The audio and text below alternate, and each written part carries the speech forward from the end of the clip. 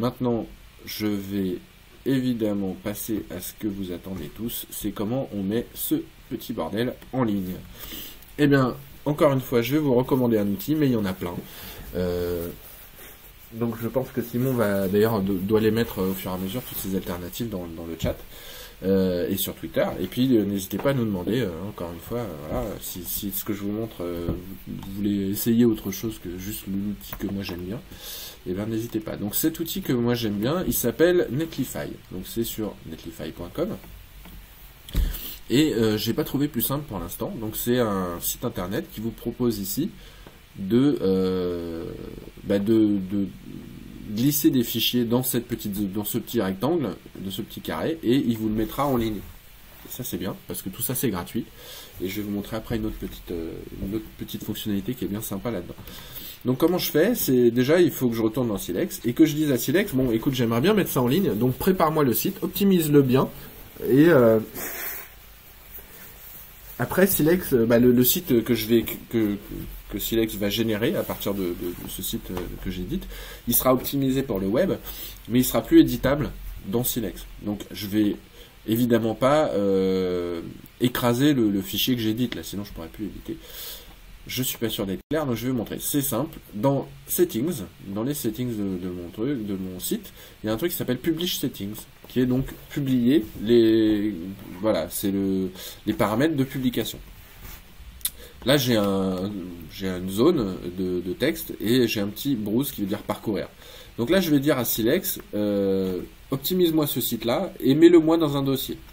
Donc là, je vais faire parcourir. Je vais aller dans mon Dropbox et je vais créer un petit dossier là, avec le petit plus qui est là, que je vais appeler publier.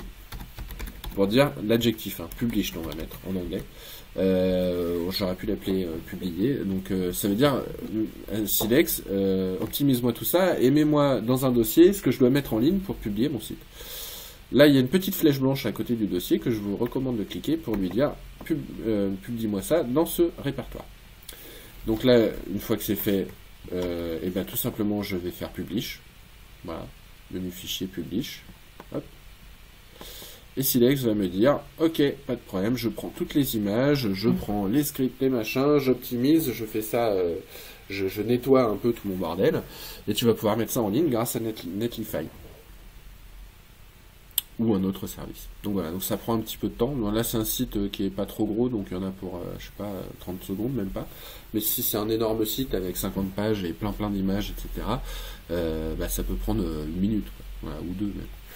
Voilà, donc là il me dit ok c'est fait. Pendant que ça publie, en fait, vous remarquerez qu'il y a un petit formulaire en bas, un petit sondage en fait, qu'on a mis ici pour savoir ce que les utilisateurs veulent, les utilisateurs de Silex. Est-ce qu'ils veulent plutôt des tutoriels de la documentation, plutôt des templates, plus de widgets, plutôt qu'on fixe des bugs parce qu'il reste quand même quelques bugs, plutôt un éditeur de site mobile.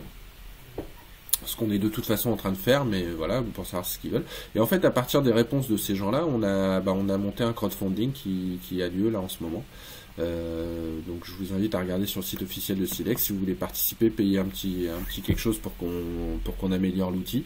Et vous êtes les bienvenus. Voilà. Donc voilà, donc Silex me dit qu'il a fini. Oui, mais alors c'est sur Dropbox qu'il a publié. Donc je vais retourner sur Dropbox voir un peu ce qu'il a fait.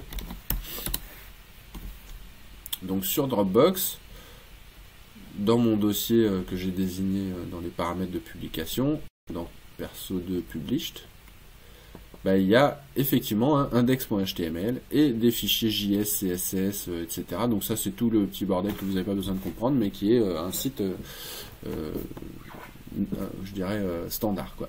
Donc ce dossier published, si je veux le mettre dans Netlify, il va falloir que je le télécharge. Donc je clique avec le bouton droit dessus et je fais télécharger.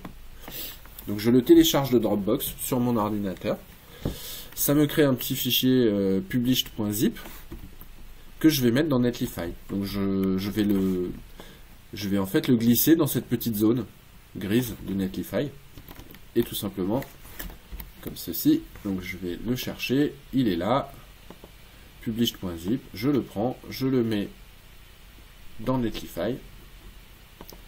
Et il me dit... Bouge pas, je m'occupe de tout. Donc il y a 12 fichiers qui forment mon site internet. Alors c'est vrai qu'en informatique ça peut paraître bizarre. C'est vrai que optimiser quelque chose, ça peut passer d'un fichier à 12 fichiers. Donc c'est toujours étrange, mais en vrai c'est bien de l'optimisation. Voilà. Donc c'est assez lent, normalement c'est plus rapide. Voilà, ça y est, il est parti.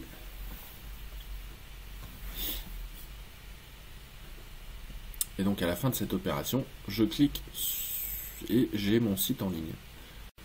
Voilà, il me dit ok c'est bon, attention, je toque, et je vais pouvoir le partager avec des gens. C'est un peu l'intérêt d'un site internet. Donc voilà, il me met même une petite preview là de mon site internet, et je clique tout simplement sur le nom qu'il m'a donné. Il m'a donné un nom arbitraire. Toc, voilà, et là j'ai mon site internet en ligne. Ah bah tiens, ma flèche elle est un peu partie de travers, il faudra que je regarde ça. Voilà, toujours mes liens cliquables, etc.